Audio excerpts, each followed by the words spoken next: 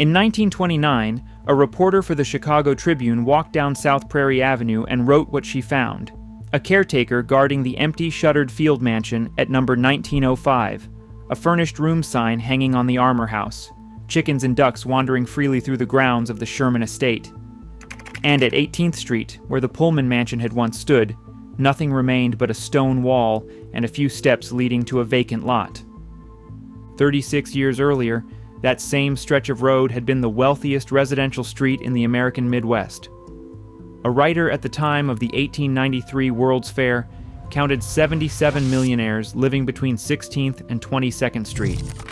The three richest men in Chicago, Marshall Field, George Pullman, and Philip Armour, all lived within 4 blocks of each other. A Rand McNally guidebook told tourists this was home to merchants whose business affected every market on the planet.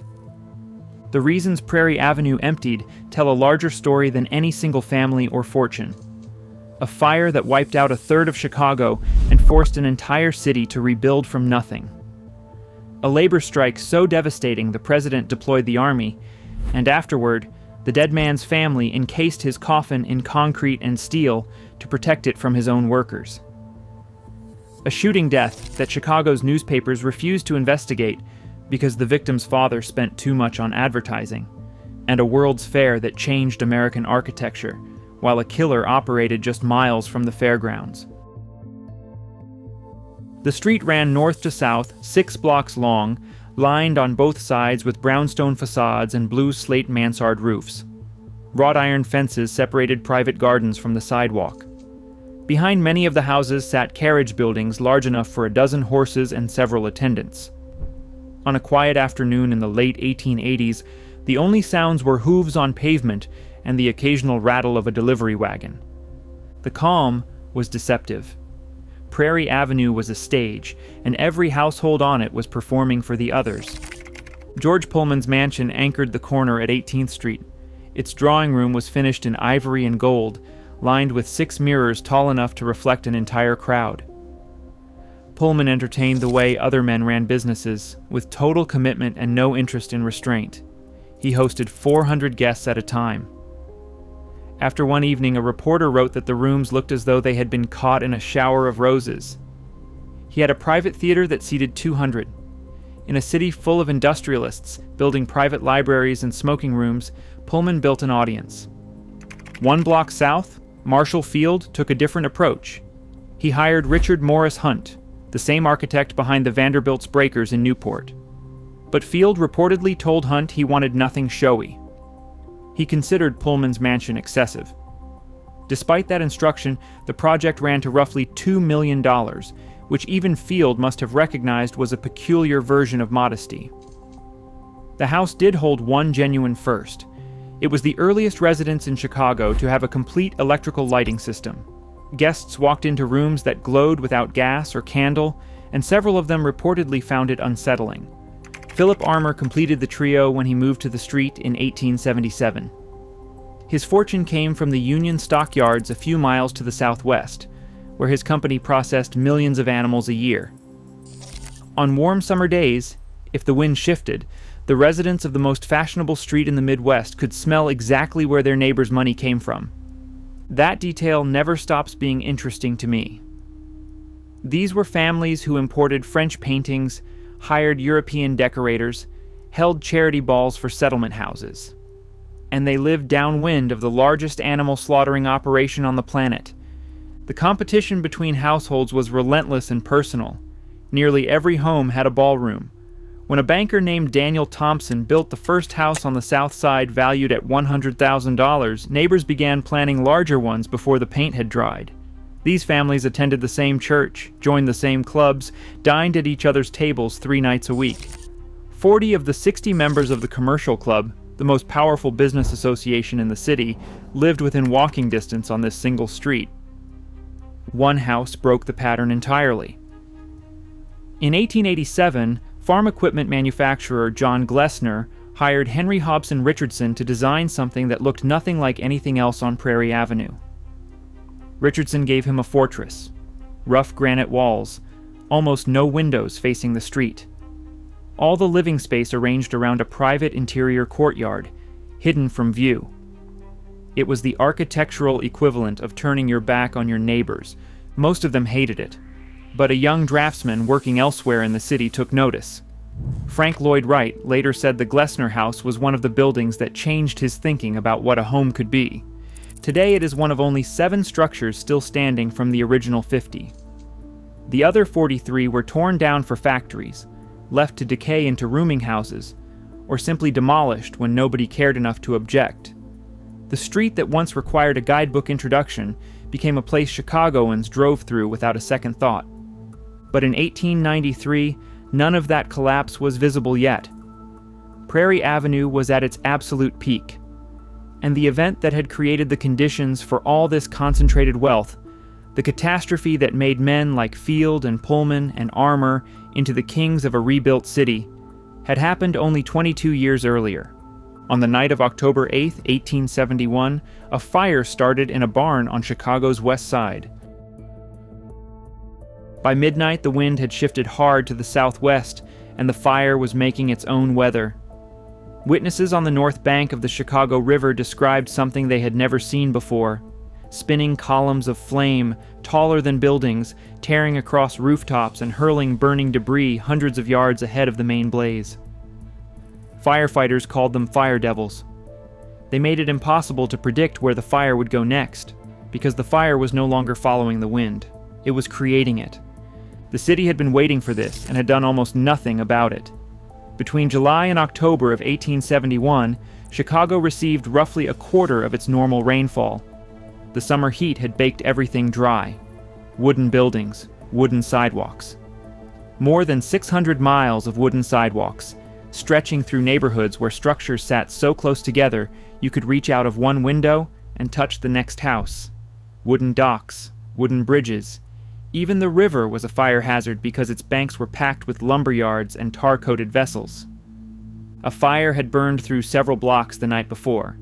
Firefighters had worked until dawn, and several steam pumpers were damaged. They were already exhausted when the alarm came in on the evening of October 8th. Then the watchman made it worse. Matthias Schaffer, stationed in the courthouse tower with a view over most of the city, spotted the glow and sent his dispatch. He sent it to the wrong location. By the time engines reached the actual fire on DeKoven Street, the barn where it started was already gone, and the houses on either side were fully involved. Everything that happened next was a matter of trying to catch something that had already outrun them. The fire jumped the south branch of the Chicago River. That was not supposed to be possible.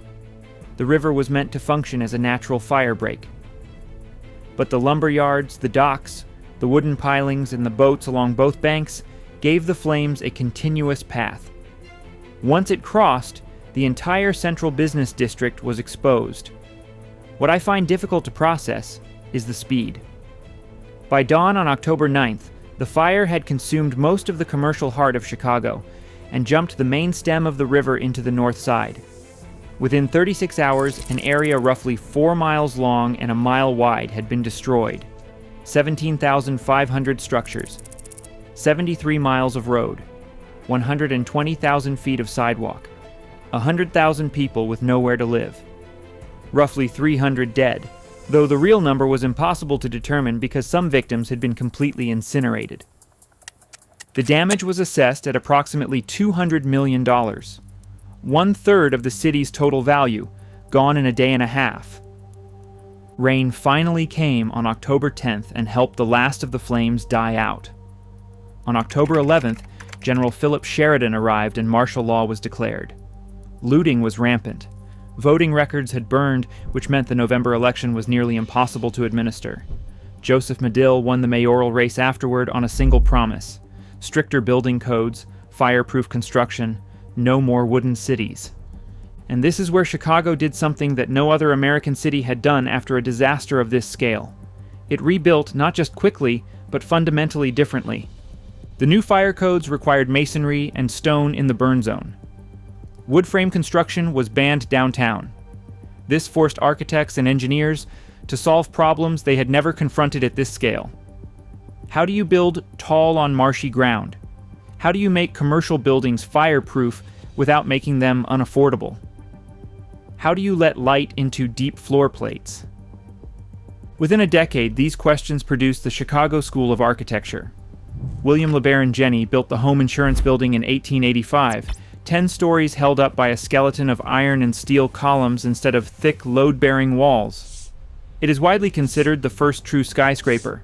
Burnham and Root, Adler and Sullivan, Holabird and Roche, all of them working in a city that had to build up because the demand for space was enormous, and every square foot downtown was now worth a fortune.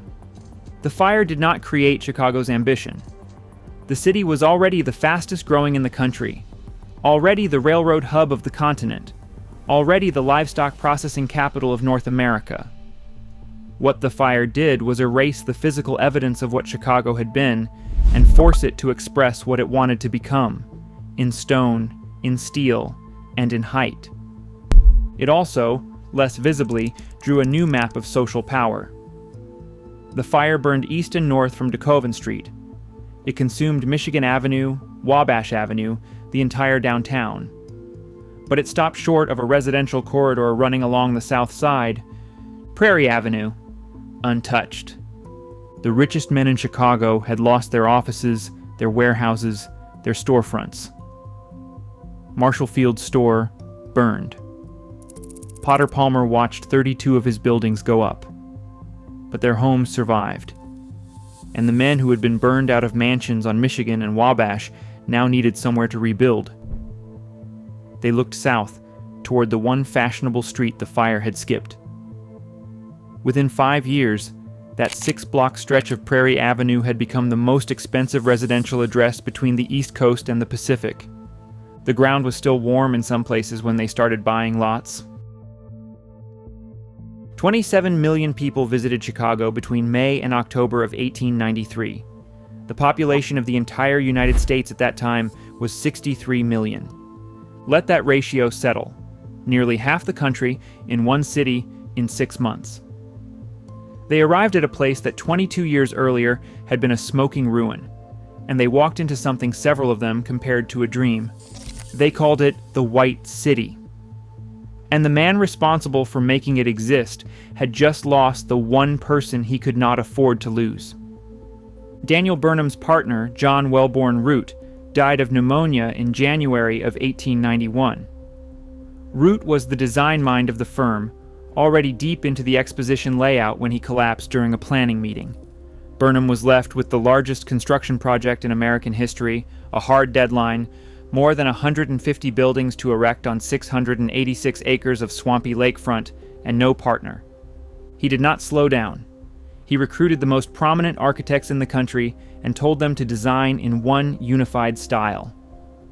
The Eastern architects, led by Charles McKim, pushed for Beaux-Arts classicism: columns, pediments, symmetry, white facades. Louis Sullivan, who had spent the past decade developing something distinctly American, something that grew out of function rather than imitation, argued against it. Burnham sided with the classicists. Sullivan got a single building, the Transportation Building, placed away from the main court of honor. He painted it in rich colors while everything around it was white. The French gave it an award. The American public mostly ignored it. Frederick Law Olmsted designed the grounds around water, a great basin reflecting the white facades, canals linking sections of the park, artificial lagoons, electric boats gliding between them. At night, the entire complex was illuminated by electric light, which for most visitors was still a novelty. Most had never seen anything like it. The buildings were enormous. The Manufactures and Liberal Arts Building covered 44 acres under a single roof. But here's the part that still gets me. None of it was real. The facades that looked like marble were made of staff, a mixture of plaster and jute fiber, molded into shape and painted. The structures were designed to last 6 months. The greatest architectural spectacle most Americans had ever seen was a theater set. Inside those temporary walls, the exposition introduced juicy fruit gum, Cracker Jack, the Zipper. Pabst beer won the blue ribbon it still carries on its label. Electricity was everywhere, presented not as a curiosity but as the future. Then there was the Ferris wheel, George Washington Gale. Ferris Jr. built it as America's answer to the Eiffel Tower. 264 feet tall, 36 cars, over 2,000 passengers per ride. When the wheel turned and the cars rose above the lakefront, riders could see the White City spread out below them, Lake Michigan on one side and the flat prairie on the other. Bertha Palmer made the fair personal. She was Potter Palmer's wife, but she was not content to be a socialite with a famous husband. She chaired the board of lady managers, oversaw the women's building, negotiated with foreign governments, managed budgets, and commissioned Mary Cassatt to paint a mural. By the time the exposition closed, she was arguably the most publicly powerful woman in the country. The Prairie Avenue families hosted visitors all summer. Guidebooks directed tourists to drive down the street and observe the mansions. For 6 months, Chicago was not competing with New York. It had surpassed it, and then it ended. The fair closed on October 30th. Within months, the crowds were gone and the buildings began deteriorating. Chicago sank into a depression that had actually started before the fair opened. The panic of 1893 had been unfolding since that spring. Banks failing, railroads collapsing, unemployment surging. The exposition had masked all of it with spectacle. Once the spectacle stopped, the reality came through hard. In July of 1894, fire swept through the abandoned fairgrounds. Most of the White City burned. Workers dismantled what the fire missed. One building survived. The Palace of Fine Arts had been built with brick and steel because foreign governments refused to display their artworks in anything flammable. It still stands today as the Museum of Science and Industry. The rest was plaster. It looked like the future. It was designed to disappear. Visitors to the town of Pullman often use the same word. Beautiful. And it was. Tree-lined streets, row houses with indoor plumbing at a time when most working-class neighborhoods had outdoor privies, a library, parks, a church with a tall steeple, an arcade building with shops, a theater, and a bank. All designed by the same architect, Solon Spencer Beeman, with a consistency that made it look less like a factory settlement and more like a prosperous small city. George Pullman owned every square foot of it. Every house, every sidewalk, every pew in the church. Rent came directly out of workers' paychecks before they ever touched the money. If a worker wanted to borrow a book from the library, there was a fee. A visiting French observer wrote in 1890 that one could feel a brain of superior intelligence behind every detail. That was meant as a compliment. It reads differently now. For a decade, journalists wrote admiring profiles and foreign delegations toured the grounds. Nobody asked the workers much. Then, the economy collapsed. The panic of 1893 hit the Pullman Company hard. Orders dropped. Pullman slashed his workforce from 5,500 to 3,300 and cut wages for those remaining by an average of 25%. Some departments saw cuts closer to 40%. He did not reduce rents. He did not lower prices at the company stores. He continued paying shareholders their usual 8% dividend. When a committee of workers asked to meet with him about the gap between what they earned and what they owed, Pullman heard them out, made no concessions, and fired 3 of the committee members. I think about that sequence sometimes. You cut a man's pay by a third. You keep taking the same rent out of what is left. And when he comes to talk to you about it, you fire him. Pullman left Chicago for his summer home in New Jersey. On May 11, 1894, nearly 4,000 workers walked off the job. One of them said it plainly. We do not expect the company to concede our demands. We do know we are working for less than will maintain ourselves and our families. On that proposition, we absolutely refuse to work any longer. The strike might have stayed local if not for Eugene Debs. His American Railway Union, roughly 150,000 members strong, called a national boycott. No member would handle any train carrying a Pullman car. Within 4 days, 125,000 workers on 29 railroads had walked off. Rail traffic west of Detroit stopped. President Cleveland intervened on the side of the railroads. Attorney General Richard Olney, a former railroad lawyer himself, obtained a federal injunction on the grounds that the strike was obstructing mail delivery. Federal troops marched into Chicago.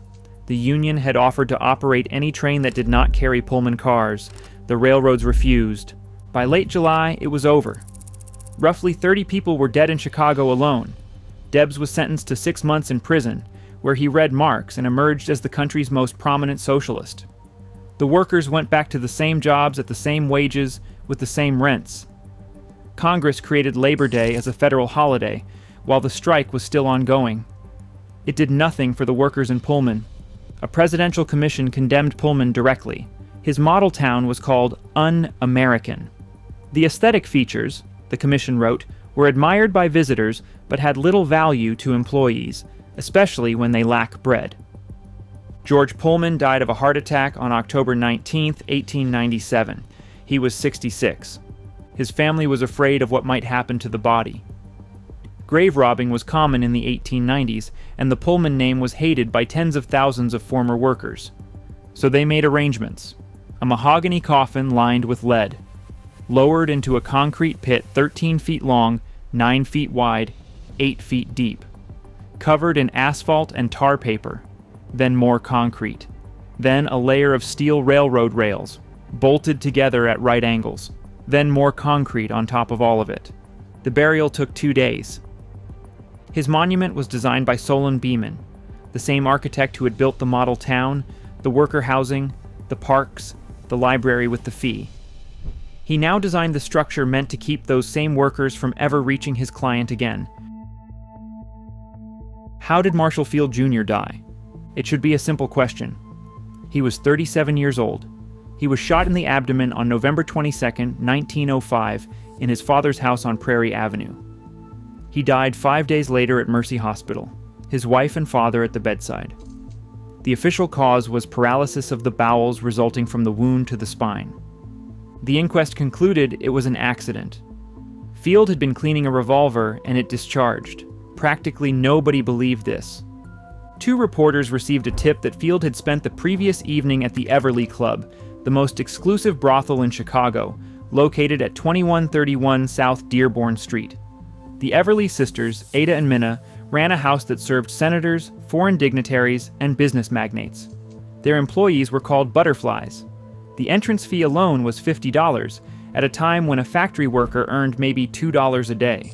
Gold spittoons in the parlors, a $15,000 gold-leafed piano in the music room, mirrored ceilings. The sisters denied that Field had ever visited their establishment. But the rumor persisted, and in 1913 it got louder.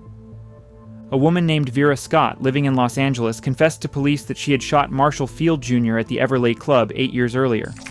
She said she had been going by the name Vera Leroy. She described meeting him at the Annex Grill at Marshall Field and Company. She described the evening, the private room at the club, his behavior, the gun going off. She later recanted parts of her statement. Her credibility was questionable at best. She was in jail on vagrancy charges at the time. What happened next is the part that tells you more about Chicago than any single detail of the shooting. Every major newspaper in the country ran the story. Every newspaper in Chicago killed it. Not one Chicago paper printed a word of Vera Scott's confession. An independent publication called The Day Book, which carried no advertising and therefore owed nothing to any business interest, pointed out why. Marshall Field and Company was the largest department store advertiser in the city. The Field name was untouchable. The Daybook wrote that the magic influence of the Field fortune was still felt wherever their advertisements were printed, even after the father and son were both dead.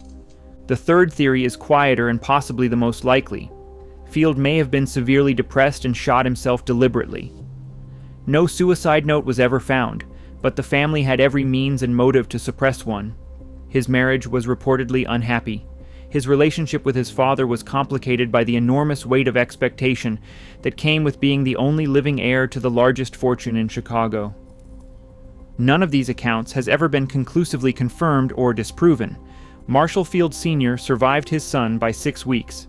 He had been in declining health for some time. On New Year's Day, 1906, he played golf with his nephew, his secretary, and Robert Todd Lincoln, the eldest son of Abraham Lincoln. He caught pneumonia during the round and never recovered. He died on January 16th at the age of 71. His estate was valued at approximately $125 million. In his will, he left $8 million to the museum that already bore his name. The bulk of the fortune went into a trust for his two grandsons, the elder of whom was 12 years old. The son's death remains one of Chicago's oldest unsolved mysteries. Was it a brothel, a suicide, or an accident? The answer depended on who was asking, who was paying for the newspaper, and how much a family's reputation was worth in a city where reputation and commerce were the same thing. Nobody on Prairie Avenue ever discussed it publicly. By 1906, they had other concerns. The street was already starting to empty.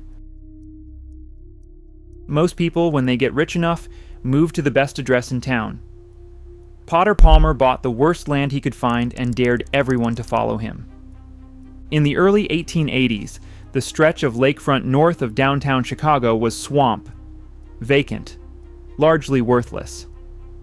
Palmer purchased a half-mile of it, and most of his peers thought he had lost his mind. This was a man who had already reshaped the city once, turning State Street from a narrow secondary road into the commercial center of Chicago. He had built the Palmer House Hotel, watched it burn in 1871, borrowed $1.7 million to rebuild it, the largest private loan in the country at that time, and turned it into the most famous hotel in the Midwest. He was not in the habit of making bad bets. Palmer commissioned architects Henry Ives Cobb and Charles Frost to build a residence on the lakefront. The budget started at $90,000. It finished above $1 million. The house took 3 years to complete, and when it was done, it was the largest private residence Chicago had ever seen. Locals called it the Castle, and the name stuck, partly because of the Romanesque towers and Gothic stonework, partly because it occupied an entire city block in a neighborhood where there was nothing else. The interiors were designed by the Herter brothers of New York. Styles shifted room by room. Louis XVI in the drawing room, Moorish in Bertha's bathroom, finished in ebony and gold, East Indian details in other rooms, an 80-foot tower reached by a spiral staircase, mosaic marble floors, and throughout the house, paintings. Bertha Palmer had developed an eye for French Impressionism earlier than almost anyone in America. She bought Monet, Renoir, Degas, Pissarro, and Cassatt, often directly from the artists during Paris trips. The collection eventually became one of the foundations of the Art Institute of Chicago. There were no doorknobs on the outside of the house. The only way in was to be admitted by a servant from the inside. I have thought about this detail more than it probably deserves, but it says something specific about how the Palmers understood their position. They were not hiding. The house was enormous, visible from the lake, impossible to miss. But entry was entirely on their terms. The gamble worked almost immediately. Within a few years, the wealthiest families in Chicago began buying lots along Lake Shore Drive. Palmer had not just built a house. He had invented a neighborhood. The Gold Coast became the new center of social power, and the migration north accelerated through the 1890s. For the families still on Prairie Avenue, the meaning was clear. The street that had defined Chicago wealth since the fire was being abandoned by choice. Not because of decay or disaster, but because Potter Palmer had offered something newer. Bertha outlived Potter by 16 years. He died in the mansion in 1902, leaving her $8 million. She did not sit on it. Through real estate investments, primarily in Florida land, she nearly doubled the fortune by the time of her own death in 1918. She left $15 million to her two sons. The castle stood mostly empty after that. Potter Palmer Jr. lived in it for a while in the 1920s, hiring architect David Adler to modernize parts of the interior. He sold it in 1928 to Vincent Bendix, the automobile starter inventor, for $3 million. Bendix added Rembrandts to the walls and installed a personal barber's chair. He talked about tearing it down to build a 50-story hotel. The project never materialized. After the crash, the Palmer sons bought it back for $2 million, the amount of the mortgage. During the Second World War, the Red Cross used it as a surgical dressing center. After that, nothing. The house stood vacant, described by one observer as a vast echoing shell. In February of 1950, they tore it down. A 22-story apartment building went up in its place. No preservation effort, no public debate. The largest private home in Chicago's history was gone in a matter of weeks. By 1973, there were 8 houses left on Prairie Avenue. Everything else was gone. Factories occupied the lots where Pullman had thrown parties for 400. Parking lots covered the ground where Armour's mansion had stood. A bus depot sat where the Pullman residence had been since 1941, built on the rubble almost 2 decades after the house was demolished. The street did not decline gradually. It fell off a cliff. The printing industry moved in first, then light manufacturing. The elevated train and the Illinois Central line brought noise and soot. The Levee District, Chicago's most notorious red light zone, had operated just a few blocks west since the 1890s. By the time the Everleigh Club was shut down in 1911, the damage to the neighborhood's reputation was already done. One by one, the Millionaire's heirs sold and left. Some moved to the Gold Coast, others went further to Lake Forest or the North Shore suburbs, where the railroad could carry them back downtown in an hour. The houses they left behind were too large for single families and too expensive to maintain. Many were subdivided into rooming houses.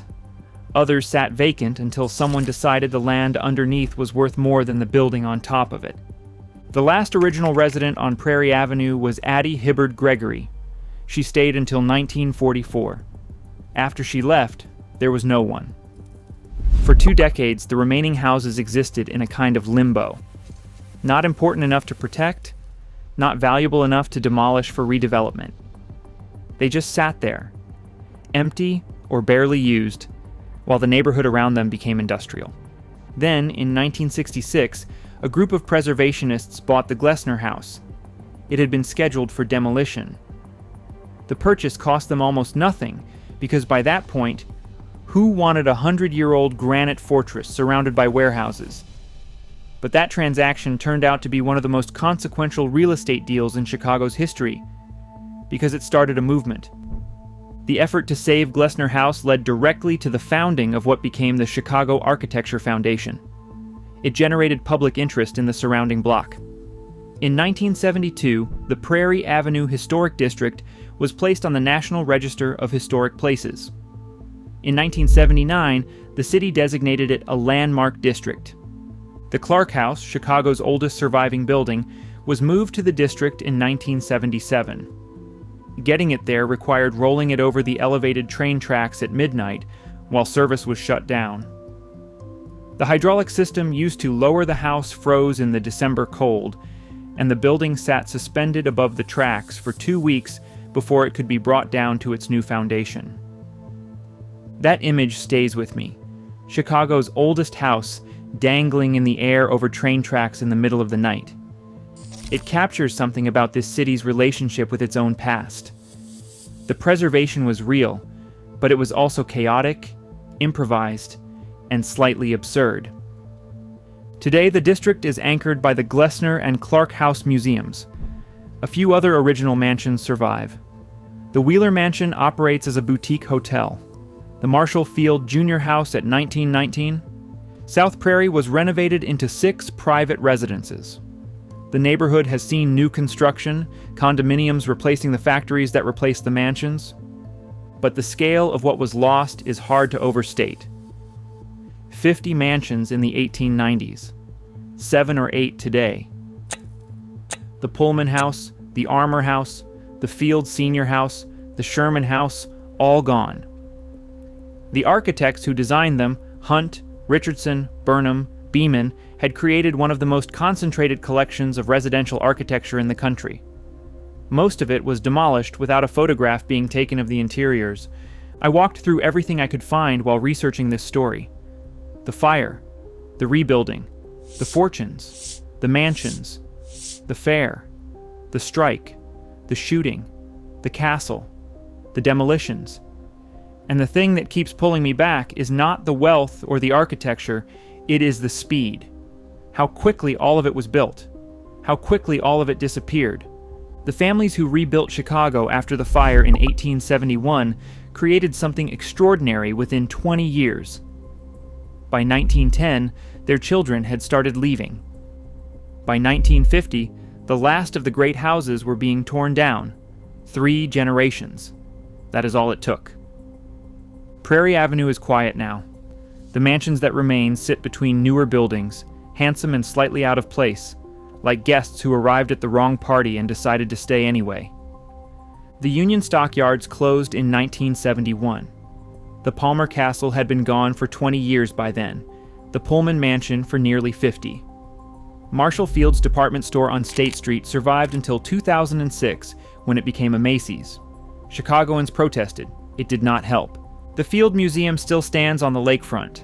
So does the Museum of Science and Industry, the only building left from the White City. The Glessner House is open for tours on Wednesdays, Fridays, and Saturdays. Pullman's grave in Graceland Cemetery is easy to find. It looks modest from above. Everything that matters is underneath. Chicago does not preserve the way some cities do. It builds, tears down, and builds again. That has always been the deal. The fire just made it official.